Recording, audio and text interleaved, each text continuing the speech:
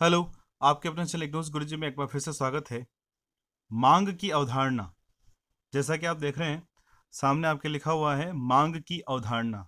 अर्थशास्त्र में मांग से संबंधित बहुत सारे क्वेश्चन जो हैं एग्जाम में पूछे जाते हैं, और ये जो चैप्टर है मांग मांग की लोच, ये बहुत ही इंपॉर्टेंट चैप्टर माने जाते हैं।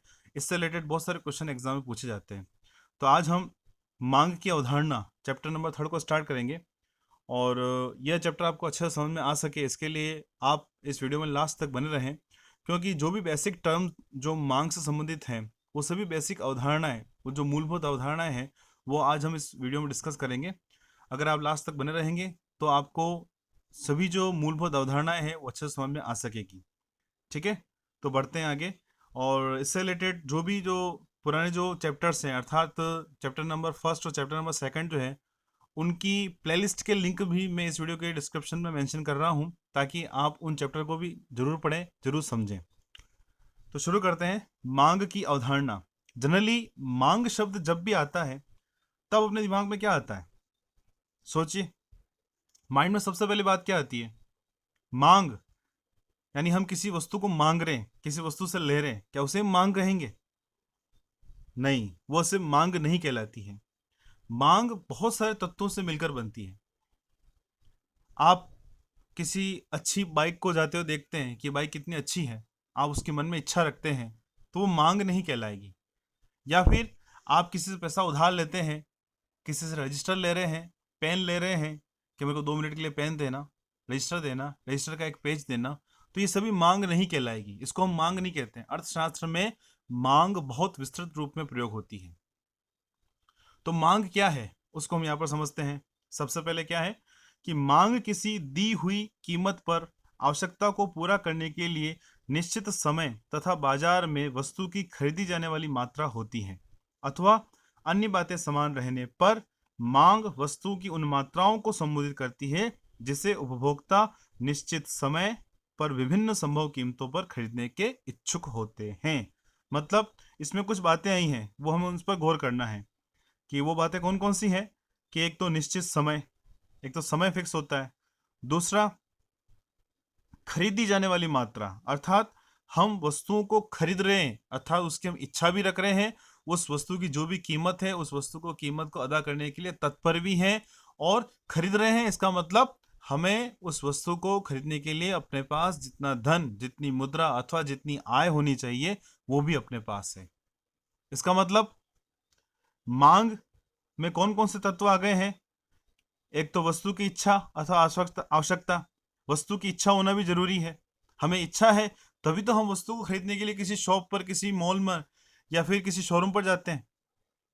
सेकंड, उस वस्तु को खरीदने के लिए मुद्रा अथवा रुपया अपने पास, उस वस्तु को खरीदने के लिए रुपया भी होना चाहिए।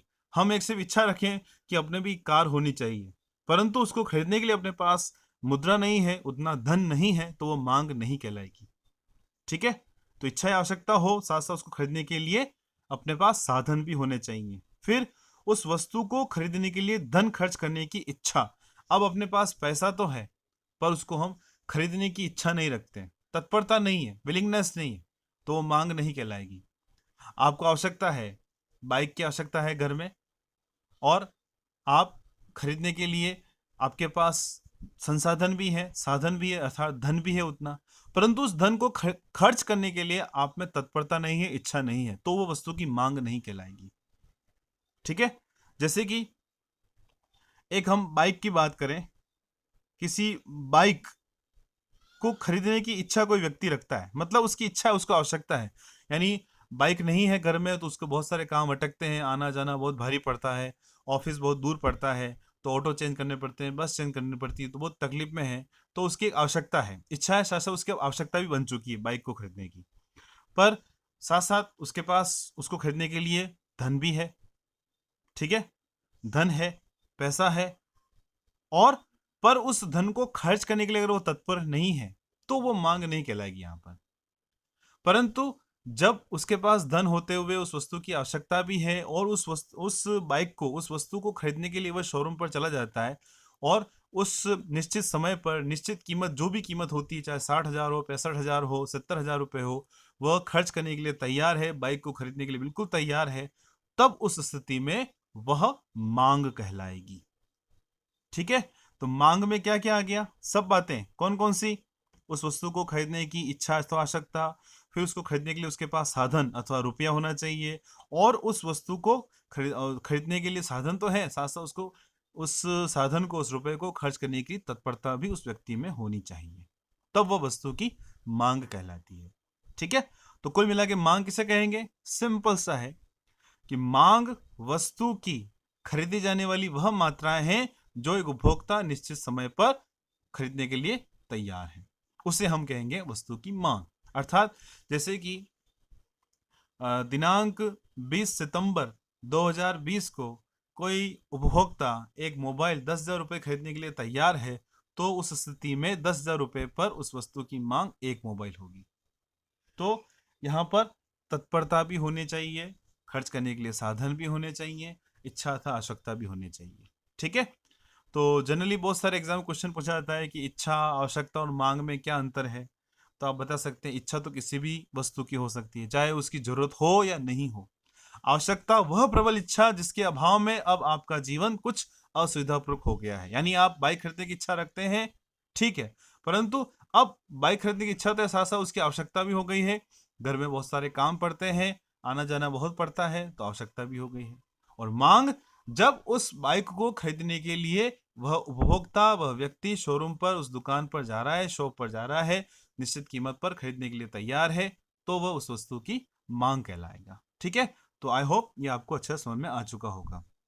और अगर आप इस चैनल के नए व्यूअर हैं तो चैनल को सब्सक्राइब जरूर करें, साथ साथ बेल आइकन को भी प्रेस कर दें ताकि आने वाले वीडियोस के नोटिफिकेशन आपको जल्दी से मिल जाए। और हाँ, वीडियो अगर अच्छा लगा है तो लाइक करिए, नहीं लगा है तो डिसलाइक करिए, कोई दिक्कत नहीं। और इससे रिलेटेड जो भी कमेंट आपके माइंड में आता है वो आप कमेंट बॉक्स में कमेंट जरूर करिए।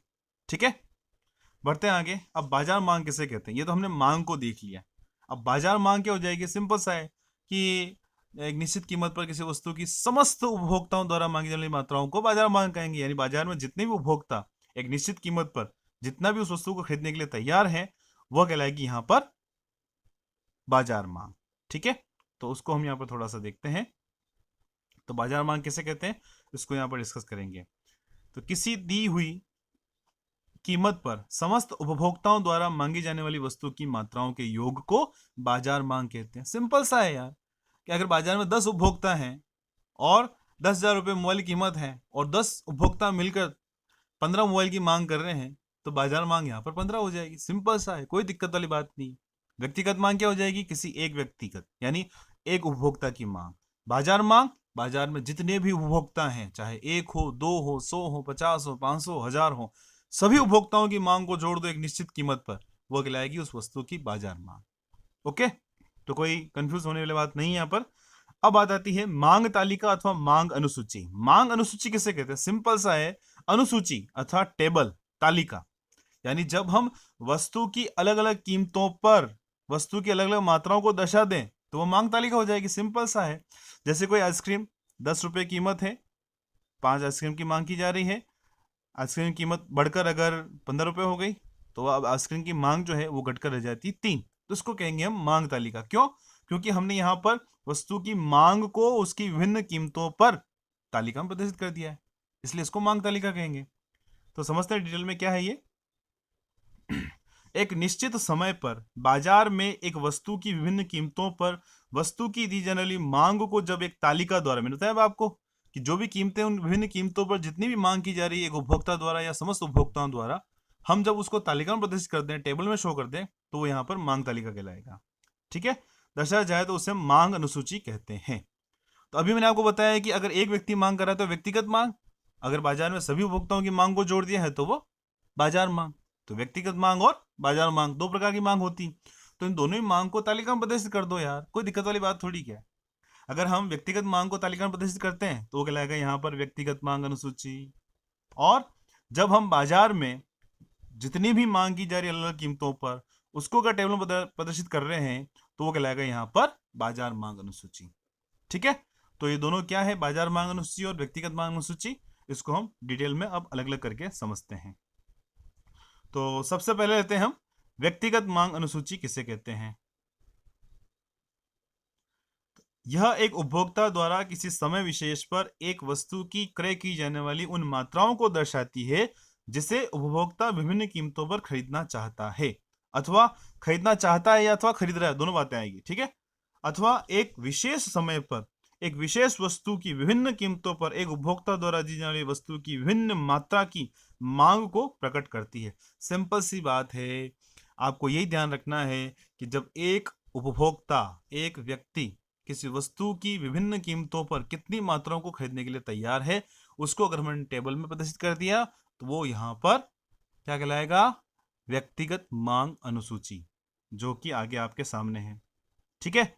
ये वस्तु की कीमतें दी गई अलग अलग, 40, 30, 20, 10 अलग अलग कीमतें हैं, और उसके साथ मांग मात्रा दी गई इकाई में वस्तु की। जब 40 रुपए कीमत थी तो वह 1 इकाई वस्तु की मांग करता है, और जब 30 रुपए वस्तु की कीमत हुई घटकर तो उसने मांग को बढ़ा दिया 2 रुपए, सॉरी 2 इकाइयां। और जब वस्तु की कीमत 30 से घटकर 20 रुपए हो गई तो उस स्थिति में वस्तु की मांग मात्रा बढ़कर 3 इकाइयां हो गई, और लास्ट में जब 10 रुपए रह गई है तो उस स्थिति में मांग मात्रा बढ़कर 4 हो गई। जनरली हम देखते हैं बाजार में कि वस्तु की कीमत और मांग में विपरीत संबंध होता है। विपरीत संबंध अर्थात जब भी किसी वस्तु की कीमत बढ़ती है तो हम उसकी मांग कम करते हैं। आप भी यही करते हैं, यही करते हैं ना। किसी वस्तु की कीमत बढ़ती है तो क्या करते हैं? मांग बढ़ाते हैं, घटाते हैं? घटाते हैं। और किसी वस्तु की कीमत घटती है तो उसकी मांग को बढ़ा देते हैं। ये नियम क्या कहलाता है, यह सिद्धांत क्या है, वो आगे हम समझेंगे। तो यहाँ पर इस प्रकार से इस प्रवृत्ति को हमने यहाँ पर दर्शाया है किसी एक व्यक्ति की। तो कुल मिलाकर हमने एक व्यक्ति की मांग को दर्शाया है, उस वस्तु की अलग अलग कीमतों के आधार पर तालिका में प्रदर्शित किया है, इसलिए इसको हम यहाँ पर व्यक्तिगत मांग अनुसूची अथवा व्यक्तिगत मांग तालिका कहते हैं, ठीक है, इंडिविजुअल डिमांड शेड्यूल।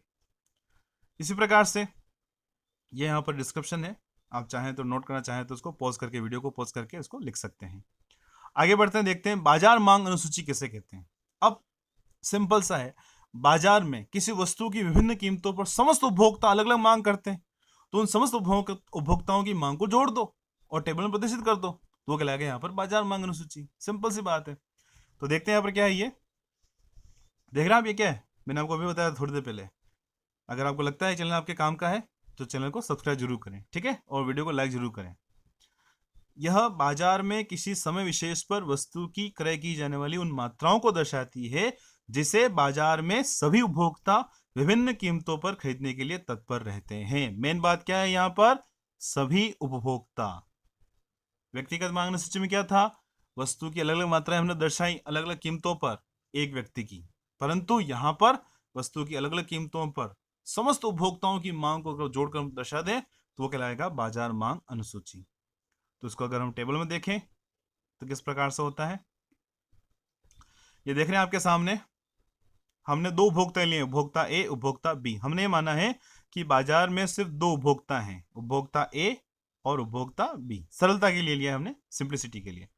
अब आप देख रहे हैं कि जब वस्तु की कीमत 40 रुपया है तो उस स्थिति में उपभोक्ता ए वस्तु की 1 इकाई मांग कर रहा है, उपभोक्ता बी 2 इकाई कर रहा है।